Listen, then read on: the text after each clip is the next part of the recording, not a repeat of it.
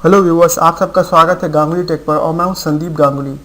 और ये मेरे सी प्रोग्रामिंग ट्यूटोरियल सीरीज़ का 20वें नंबर का वीडियो है, जिसमें मैं आपको डेटा टाइप्स क्या होते हैं ये थोड़े से और बताना चाहूँगा, और ग्लोबल वेरिएबल्स क्या है, स्कोप क्या होता है, और आपका ये टाइप कास्टिंग क्या है, स्टैटिक कीवर्ड का कैसे यूज़ किया जाता है। इस वीडियो में आपको ये सब चीज़ें बताऊँगा। तो सबसे पहले मैं आपको डेटा टाइप्स के बारे में बताऊँगा। ये मैं आपको पहले ही बता चुका हूँ, लेकिन कुछ चीज़ें मैं थोड़ा और डिस्कस करना चाहूँगा। तो मैंने ये एक बेसिक सा प्रोग्राम लिखा है। इसमें मैं आपको ये दिखा रहा हूँ कि आप अनसाइंड इंट कैसे जो है डिक्लेयर कर सकते हैं। इसके लिए आपको इंटीजर डेटा टाइप का कीवर्ड लिखना है INT, और उससे पहले जो है आपको अनसाइंड लिख देना है। तो इस तरीके से आप अनसाइंड इंटीजर को आप डिक्लेयर कर सकते हैं। और अगर आप यहाँ से अन हटाते, मतलब ये अन हटाते उसके बाद साइंड लिख दो तो साइंड इंटीजर हो जाएगा। सेम इसी प्रकार जो आप कैरेक्टर भी कर सकते हैं। और फ्लोट का तो आप पहले ही देख चुके कैसे उसको मतलब डिक्लेयर किया था। फ्लोट के लिए आपको फ्लोट कीवर्ड यूज करना है और फिर एक वेरिएबल का नाम देना है। डबल के लिए आपको डबल लिखना और वो फिर आपको नाम देना। और उसके बाद मैंने इस प्रोग्राम में जो आगे मैंने फिर प्रिंटफ में एक मैसेज लिखा कि एक फ्लोट और एक डबल टाइप का जो है वैल्यू इनपुट करिए। तो इसके लिए मैंने स्कैनफ में दो फॉर्मेट स्पेसिफायर यूज किए हैं। सबसे पहला जो है फ्लोट टाइप का डेटा के लिए, जो कि हमारा %f है। दूसरा वाला जो है वो हमारा डबल टाइप के लिए, और डबल के लिए जो हमें यूज करना पड़ता होता है %lf। याद रखिएगा कि फ्लोट में आपको %f यूज करना है और डबल में आपको %lf का यूज करना है। मोस्टली अब जो प्रोग्राम बनाएंगे उसमें हम फ्लोट ही यूज करते हैं, और बाकी चीजें आपकी सेम रहेगी कि आपको एंड लगा के जो है वेरिएबल का नाम लिखना है।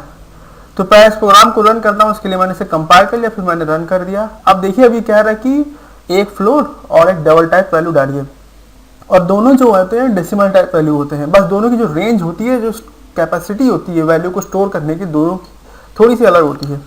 तो मैंने 12.36 ले लिया, दूसरा नंबर मैंने 98.56 ले लिया। तो ये हमारे दो जो है डेसिमल वैल्यू हो गए। पहला हमारा फ्लोट टाइप का, दूसरा हमारा डबल टाइप का। तो इस तरीके से ये प्रोग्राम हो गया। अब मैं इसी प्रोग्राम में आपको एक और चीज बताना चाहूंगा कि जैसे कि ये रेंज क्या होता है। मैंने अभी आपसे कहा कि रेंज, तो इससे आप समझते क्या है कि रेंज का मतलब क्या है। रेंज का मतलब ये होता है कि जो कोई भी वेरिएबल होता है उसका अपना एक कैपेसिटी होता है नंबर को स्टोर करने का। अगर मैं आपसे कहूं कि इंटीजर जो ये नंबर है, ये 0 से लेकर 10,000 के बीच में जो भी नंबर होगा उसी को स्टोर कर पाएगा, तो ये इसकी रेंज होगी। अगर हम 10,001 या 10,050 को स्टोर कराने की कोशिश करेंगे इंटीजर में, तो वो जो है मतलब प्रोग्राम तो चल जाएगा, लेकिन जो आउटपुट देगा वो बड़ा गड़बड़ सा देगा। तो इसी को रेंज कहते हैं। अगर आप रेंज आप फिक्स कर देते तो उतने ही नंबर को आप स्टोर करा सकते हैं। जैसे कि मैं आपको एक दूसरा एग्जांपल दिखाता हूं। पहले मैं इसको कमेंट आउट कर दूं और उसका ये दूसरा एग्जांपल। इस एग्जांपल मैंने ये दिखाया कि मैंने एक इंटीजर टाइप का जो है डेटा टाइप डिक्लेयर किया, मतलब वेरिएबल डिक्लेयर किया, और उसमें मैंने एक फोन नंबर को जो है स्टोर करने की कोशिश करी है। फोन नंबर जो है 10 डिजिट का है और मैंने इसको स्टोर करने की कोशिश करी है। तो अब देखिएगा कि क्या होगा कि ये जो है आउटपुट जो है गड़बड़ आएगा। और ये मैं बता दूं कि अनसाइंड इंट के लिए जो हम फॉर्मेट स्पेसिफायर यूज करते हैं वो अपना जो है %u है। तो मैं इसको फिर से कंपाइल करता हूं क्योंकि मैंने चेंजेस की प्रोग्राम में, फिर से मैं इसे रन करता हूं। अब देखिए रेंज ऑफ इंट जो, मतलब ये तो मैंने केवल आपको एग्जाम्पल के लिए मतलब लिखा है, इससे कंफ्यूज मत होइएगा। अब देखिए मैंने यहाँ पे जो है नंबर दिया था 7898456512, लेकिन आउटपुट में ये नहीं आ रहा क्योंकि जो अनसाइंड इंट की जो वैल्यू स्टोर करने की कैपेसिटी है वो इस रेंज से काफी कम है, और इसीलिए ऐसा गड़बड़ आ रहा है। तो इसी चीज को रेंज कहा जाता है। और मैं एक चीज और बताना चाहूंगा कि जैसे हम लोग इंटीजर टाइप में अगर हमें नल वैल्यू डिक्लेयर करनी तो हम 0 देते हैं, और सेम उसी प्रकार कैरेक्टर के केस में ये होता है कि कैरेक्टर केस में नल वैल्यू डिक्लेयर करने के लिए होता है कि पहले आप एक सिंगल इन्वर्टेड कॉमा लगाइए 2 बार। ये देखिए 2 बार मैं लगाया, सिंगल कॉमा है, और इसके बीच में एक बैकवर्ड स्लैश दीजिए और 0 लिख दीजिए।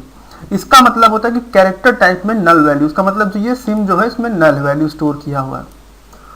तो ये चीज हो गया। अब जो है नेक्स्ट प्रोग्राम हम देखते हैं अपना, जिसमें मैं आपको स्कोप के बारे में बताऊं कि स्कोप क्या होता है। तो यहाँ पर मैंने एक प्रोग्राम लिखा है बेसिक सा, उसके अंदर एक वेरिएबल डिक्लेयर किया जिसका नाम मैंने आई रखा है, और उसके बाद फिर मैंने करली ब्रैकेट्स लगा के फिर उसके अंदर आई डिक्लेयर किया, और फिर दूसरा करली ब्रैकेट लगाया है उसके अंदर आई डिक्लेयर किया। तो इस तरीके से मैंने 3 स्कोप बनाए हैं। तो स्कोप में कि ये होता है कि मैं इसको आपको प्रोग्राम को रन करके दिखाता हूँ। कंपाइल किया, हमने रन किया, तो आप देख सकते हैं कि जो पहला वाला जो सबसे पहला जो स्टेटमेंट एग्जीक्यूट होगा वो हमारा स्कोप 2 के अंदर का प्रिंटफ होगा, और उसमें जो आई की वैल्यू मैंने सेट करी वो 20 करी है। तो आप देख सकते हैं कि यहाँ पे 20 लिख के आ रहा है। थर्ड वाले केस में जो है 30 करिए तो यहाँ पे 30 लिख के आ रहा है, और फाइनल में जब एकदम इन दो करली ब्रैकेट से बाहर निकल आएगा तो यहाँ पे जो स्कोप 1 की जो आई की वैल्यू है वो एग्जीक्यूट होगी, जो कि हमारी वैल्यू है 10। तो इससे आपको कई कंफ्यूजन होंगे, आपको ये लगेगा कि अरे इसमें कैसे जो है एक ही वेरिएबल को एक से ज्यादा बार डिक्लेयर कर दिया, कैसे मैंने आई को दो तीन बार डिक्लेयर कर दिया। तो ये जो है ये सब स्कोप के अंतर्गत आता है। मैं बताऊं कि स्कोप ऑफ वेरिएबल होता क्या है। जब भी आप इन दो करली ब्रैकेट्स के अंदर कोई भी मतलब आप डिक्लेयर करते हैं कोई भी वेरिएबल, और जैसे ही आप प्रोग्राम का जो एग्जीक्यूशन है करली ब्रैकेट्स के बाहर आता है, तो प्रोग्राम को फिर पता नहीं रहता कि इस करली ब्रैकेट्स के अंदर कौन सा वेरिएबल यूज किया गया था। तो इसी को स्कोप ऑफ वेरिएबल कहते हैं। मतलब जो है वेरिएबल का स्कोप केवल इन करली ब्रैकेट्स के अंदर तक होता है, इसके बाहर जो है ये वेरिएबल एग्जिस्ट नहीं करता। फिर जब हम दूसरा बनाते हैं तो फिर हम इस करली ब्रैकेट्स के अंदर जब हम ये डिक्लेयर करते हैं तो इस प्रोग्राम को लगता है कि इसके अंदर ये नया वेरिएबल डिक्लेयर हुआ है, इसीलिए इनमें जो है कोई प्रॉब्लम नहीं होती। इनमें कोई मतलब प्रोग्राम ये नहीं कहता कि अरे आपने तो 2 बार 3 बार डिक्लेयर कर दिया, ऐसा कुछ नहीं। तो ये सब स्कोप ऑफ वेरिएबल होता है। मतलब करली ब्रैकेट्स के बाहर जाते ही उसका जो स्कोप है वेरिएबल का खत्म हो जाता है और ये हो जाता है। तो ये था स्कोप ऑफ वेरिएबल का प्रोग्राम। अब दूसरा हम देखते हैं कि ग्लोबल वेरिएबल क्या होता है। ग्लोबल वेरिएबल वो वेरिएबल होता है जिसे आप किसी भी फंक्शन में यूज कर सकते हैं और उसका वैल्यू आप कहीं पर भी अगर प्रोग्राम में चेंज करते हैं तो ओवरऑल उसकी वैल्यू चेंज हो जाती है। तो इसके लिए मैंने एक प्रोग्राम बनाया है और ग्लोबल वेरिएबल को डिक्लेयर करने का तरीका ये है कि जो आप हेडर फाइल्स इंक्लूड करते हैं, ठीक उसके नीचे आप जो जिस भी वेरिएबल को ग्लोबल वेरिएबल बनाना चाहते हैं वो लिख दी जाए। जैसे मैंने यहाँ पे डेटा टाइप लिखा, वेरिएबल का नाम दिया, उसके बाद मैंने इसकी वैल्यू 50 सेट कर दी। और उसके बाद फिर मैंने अपना ये फिर एक फंक्शन बनाया वॉइड चेंज करके, और वॉइड इसलिए रखा क्योंकि कोई वैल्यू रिटर्न नहीं कर रहा है, ये चेंज क्या कर रहा है, ग्लोबल वेरिएबल की वैल्यू को चेंज कर दे रहा है। तो सबसे पहले मेन फंक्शन में प्रिंटफ में इसने प्रिंट कराया और दिखाया कि ये जो ग्लोबल वेरिएबल की जो वैल्यू थी वो कितनी थी। उसके बाद मैंने क्या किया, उसके बाद मैंने चेंज वाला फंक्शन कॉल किया। चेंज वाले फंक्शन के अंदर जो ग्लोबल वेरिएबल की वैल्यू बदल गई 250 हो गई, और उसके बाद फिर से मैंने प्रिंटफ किया मेन फंक्शन में चेंज को कॉल करने के बाद, और फिर मैंने ये दिखाया कि नंबर क्या है, बदला कि नहीं। तो मैं इसे फिर से रन करता हूँ और ये देखिए ग्लोबल वेरिएबल जो था बिगिनिंग में 50 था और चेंज जब फंक्शन कॉल हो गया तो ये वैल्यू चेंज हो गई। तो इससे आप देख रहे होंगे कि ग्लोबल वेरिएबल को आप कहीं पर भी यूज कर सकते हैं और उसकी वैल्यू अगर कहीं पर भी चेंज करते हो तो ओवरऑल चेंज हो जाती है। और इसमें जो है स्कोप ऑफ वेरिएबल का कोई लेना देना नहीं होता। मतलब ऐसा नहीं होता कि इस ब्रैकेट के अगर बाहर आए तो वेरिएबल का जो वैल्यू खो जाता है, ऐसा नहीं होता ग्लोबल वेरिएबल के साथ। तब नेक्स्ट प्रोग्राम देखते हैं जिसमें मैंने टाइप कास्टिंग के बारे में बताया। टाइप कास्टिंग का मतलब ये होता है कि जैसे कि आपके पास 2 नंबर है, तो अगर आप 56 को आप डिवाइड करते हैं 3 से, तो जो उसका जो रिजल्ट आएगा वो मतलब जो आपका जो रिजल्ट आएगा वो जो है आपका कुछ पॉइंट में होगा, मतलब पॉइंट में होगा, डेसिमल वैल्यू होगी। लेकिन क्योंकि रिजल्ट टाइप का जो है आपका वेरिएबल है तो ये जो डेसिमल को वो हटा देता है, वो केवल इंटीजर पार्ट को ही स्टोर करता है। लेकिन ऐसा भी केस हो सकता है कि आप ऐसा नहीं चाहते, आप चाहते हैं कि जो है हम 2 इंटीजर टाइप के वैल्यू को मतलब डिवाइड करें आपस में और जो रिजल्ट हो वो फ्लोट में रहे, मतलब डेसिमल में रहे और हम उसको स्टोर भी कर ले। तो ऐसे केस में हम करने के लिए टाइप कास्टिंग का यूज करते हैं। तो सबसे पहले इस प्रोग्राम में मैंने एक इंटीजर टाइप का वेरिएबल डिक्लेयर किया जिसका नाम मैंने रिजल्ट रख दिया। दूसरा जो केस में मैंने फ्लोट किया और उसका नाम मैंने डेसी रिजल्ट रख दिया, जो कि डेसिमल वैल्यू स्टोर कर पाएगा। फिर मैंने यहाँ रिजल्ट वेरिएबल पर 56 डिवाइडेड बाय 3 किया और उसका जो भी आंसर आएगा, हमें पता है कि इसका आंसर डेसिमल में आएगा, लेकिन क्योंकि इंटीजर टाइप वेरिएबल है ये केवल इंटीजर पार्ट को ही स्टोर कर पाएगा। तो और उसके बाद फिर मैंने आउटपुट में दिखाया और उसके बाद यहाँ पे मैंने डेसी रिजल्ट में आके मैंने यहाँ पे टाइप कास्टिंग का यूज किया। टाइप कास्टिंग का यूज करने का तरीका ये है कि जो जिस वेरिएबल में आप जैसे स्टोर करवाना चाहते हैं, लेकिन हाँ इस बात का ध्यान रखिएगा कि अगर से हमें डेसिमल में स्टोर कराना है तो हमको वेरिएबल डेसिमल वाला ही चाहिए, मतलब फ्लोट चाहिए। ऐसा नहीं कि इंटीजर पे आप टाइप कास्टिंग कर दें और इंटीजर वैल्यू पे डेसिमल वैल्यू स्टोर हो जाएगी, ऐसा नहीं होता। आपका जो रिजल्ट स्टोर करवाएंगे जिस वेरिएबल में वो आपका फ्लोट टाइप का ही होना चाहिए, डबल होना चाहिए, और जो आप जिस पे ऑपरेशन परफॉर्म कर रहे हैं वो इंटीजर हो सकता है। तो मैंने यहाँ पे टाइप कास्टिंग का तरीका ये है कि आप ये लिखिए वेरिएबल का, उसके बाद इक्वल टू लगा के इस तरीके से आपको ब्रैकेट के अंदर फ्लोट लिखना है और उसके बाद आप जो भी ऑपरेशन परफॉर्म कर रहे हैं वो आपको लिखना है। तो इस तरीके से क्या होता है, जो रिजल्ट आता है वो जो फ्लोट की वैल्यू होती है, मतलब डेसिमल वैल्यू होती है, वो स्टोर हो जाती है और फिर हम उसे प्रिंट करेंगे। तो मैं इसे रन करता हूँ, मैंने कंपाइल किया, रन किया और आप ये देख सकते हैं पहले केस में मैंने टाइप कास्टिंग नहीं की थी, तो इसीलिए क्या हुआ था, ये केवल 18 जो है आ गया था। दूसरे केस में मैंने टाइप कास्टिंग करी तो उसने डेसिमल वैल्यू को जो स्टोर कर लिया। अब आपके मन में होगा कि मैं इसे फ्लोट को हटा देता हूँ, फिर से मैं कंपाइल करता हूँ। अब देखिएगा कि जो 18.66 था तो वो नहीं होगा, 18 पॉइंट आप देख सकते हो 000 आ गया।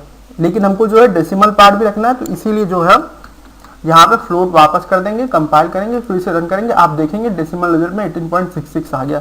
मतलब इसको समझने का ये तरीका है कि अगर आप दो इंटीजर वेरिएबल में कोई भी ऑपरेशन परफॉर्म करते हैं और उससे कोई डेसिमल रिजल्ट आता है तो जो है वो डेसिमल पोर्शन हट जाता है और केवल इंटीजर रिजल्ट जाता है। लेकिन अगर आप डेसिमल रिजल्ट को ही स्टोर कराना चाहते हैं तो उसके लिए आपको टाइप कास्टिंग करना पड़ता है। मतलब ये एक डेटा टाइप से दूसरे डेटा टाइप में बदल देता है। टाइप कास्टिंग का मतलब ये है और ये इस तरीके से होता है। तो अब दूसरा स्टैटिक वेरिएबल का देखते हैं कि स्टैटिक वेरिएबल क्या होता है। मैंने आपको स्कोप वाले फंक्शन में स्कोप के बारे में जब बताया था कि वेरिएबल ऑफ स्कोप में कि जब भी ये करली ब्रैकेट्स के बाहर जब कोई भी मतलब वेरिएबल जैसे ही प्रोग्राम एग्जीक्यूट होकर बाहर निकलता है वैसे इसके अंदर क्या वैल्यू थी, क्या वेरिएबल था, सारा जो कुछ भी होता है सब गायब हो जाता है। तो अगर हम चाहते हैं कि ऐसा गायब ना हो, ऐसे हम ये चाहते हैं कि जैसे फंक्शन को मैंने कॉल किया, जो वेरिएबल डिक्लेयर किया तो उसमें वैल्यू जो है एग्जैक्ट वैसी बनी की बनी रहनी चाहिए। मतलब ऐसा नहीं कि जैसे फंक्शन कॉल खत्म हो तो वैल्यू गायब हो जाए। तो उस केस में जो हम स्टैटिक कीवर्ड का यूज करते हैं। इसको यूज करने का तरीका कि आपको पहले स्टैटिक लिखना है, फिर आपको इंटीजर डेटा टाइप का आईएनटी लिखना है, फिर काउंट लिखना है। और जब आप ये करते हैं तो ये ऑटोमेटिकली जो है बाय डिफॉल्ट काउंट को 0 सेट कर देता है। तभी आपने देखा होगा कि मैंने यहाँ पे काउंट इक्वल टू 0 सेट नहीं किया क्योंकि इसकी जरूरत नहीं है। ये स्टैटिक की एक और खूबी है। और जब आप इसको बढ़ाएंगे तो जो ये है आपका जो है हर बार वैल्यू को स्टोर करके बना के रखेगा। मतलब ये नहीं कि इस फंक्शन से बाहर आते इसकी वैल्यू वापस 0 पे नहीं सेट होगी। और ये जो प्रोग्राम करके आ रहा है कि इसने स्टैटिक वेरिएबल डिक्लेयर किया, उसको एक बढ़ाया, जितनी बार ये कॉल होगा उतनी बार ये वैल्यू इंक्रीमेंट हो जाएगी और उसके बाद वो एंड में वैल्यू रिटर्न करेगा। तो मैंने यहाँ पे मेन फंक्शन में एक वैल टाइप का जो है वेरिएबल बना जो कि इंटीजर डेटा टाइप का, और ये जो टेस्ट फंक्शन को मैंने 1 2 3 4 5 और 6 बार कॉल किया। 6 बार कॉल करने मतलब 6 बार ये वैल्यू बढ़ेगी और उसकी वैल्यू 6 हो जाएगी और ये वैल पे जो है वैल्यू रिटर्न करेगा 6। और जो है ये जो मैंने नॉट लिखा यहाँ पे, इसका मतलब है number of time test is call, और यहाँ पे जो ये वैल्यू प्रिंट करेगा। तो मैं इसे अब रन करता हूँ और ये देखिए number of time test is call is 6। तो आप देख सकते हैं कि फंक्शन जैसे ये बाहर आता है तब भी इसकी जो वैल्यू होती है वेरिएबल की वो स्टोर रहती है, मतलब वो गायब नहीं हो जाती। यही स्टैटिक कीवर्ड का जो है सबसे बड़ा बेनिफिट है। तो इसको देखने के बाद आपको सब चीज़ें क्लियर हो गई होंगी। एक चीज़ और मैं आपको बताना चाहूँगा कि प्रोग्रामिंग में एक और चीज़ होती है जिसे कहते हैं जिसे कांस्टेंट टाइप मतलब डेटा टाइप कहा जाता है। जैसे कि अगर हम प्रोग्राम में चाहते हैं कि हम 2πr वाला फॉर्मूला इंप्लीमेंट करना चाहते हैं और पाई जो है हमारा पाई, हमें पाई की वैल्यू पता है लेकिन हम चाहते हैं कि पाई की वैल्यू प्रोग्राम में कांस्टेंट रहती है। तो ऐसा करने के लिए हमें सबसे पहले ये CONST कॉन्स्ट लिखना है जो कि कांस्टेंट का कीवर्ड है। उसके बाद INT लिखना है, उसके बाद PI लिख के जो है 3.14 होता है। तो इस तरीके से मैंने लिख दिया। मतलब कांस्टेंट वेरिएबल कैसे डिक्लेयर करते हैं ये मैं बता रहा हूँ। तो कांस्टेंट वेरिएबल डिक्लेयर करने का तरीका है कि आप डेटा टाइप के पहले कॉन्स्ट लिखिए इस तरीके से CONST और फिर पाई लिखिए, उसके पाई तो वेरिएबल का नाम दिया, फिर डेटा टाइप लिखना, फिर पाई और उसकी वैल्यू सेट कर दिए। कांस्टेंट वेरिएबल का जो वैल्यू होता है वो कभी प्रोग्राम में चेंज नहीं हो सकता। अगर आप करेंगे तो कोशिश करेंगे उसमें एरर आ जाएगी। इस पे आप कभी भी इनपुट नहीं ले सकते, ये भी आपको मैं बता दूं। मतलब आप कांस्टेबल जो है कांस्टेंट वेरिएबल पर आप कभी इनपुट नहीं ले सकते। मतलब आप मैं यहाँ पर स्कैनफ लगा के %d लगा के एंड PI नहीं लिख सकता। इसका बेसिकली यूज इसीलिए किया था जब हमें पता होता है कि प्रोग्राम में कोई चीज़ कांस्टेंट फिक्स्ड है तो उसलिए किया था। जैसे कि यही सब है, मतलब इसी के लिए यूज़ किया था। तो मुझे लगता है कि ये सब चीज़ें आपको क्लियर हो गई होंगी। जो मैंने बताया कि डेटा टाइप क्या है, स्कोप ऑफ वेरिएबल्स क्या है, ग्लोबल वेरिएबल क्या है, टाइप कास्टिंग क्या है और स्टैटिक वेरिएबल क्या है। अब तो मुझे लगता है कि सब चीज़ें क्लियर हो गई होंगी आपको। लेकिन अगर आपको कोई भी सवाल हो इस वीडियो से जुड़ा तो आप कमेंट में पूछ सकते हैं। और इस चैनल को अगर आपने अभी तक सब्सक्राइब नहीं किया तो कर लीजिए, जिससे कि सारे फ्यूचर अपडेट्स आप तक पहुँचते रहे। और ये वीडियो देखने के लिए आपका बहुत बहुत धन्यवाद।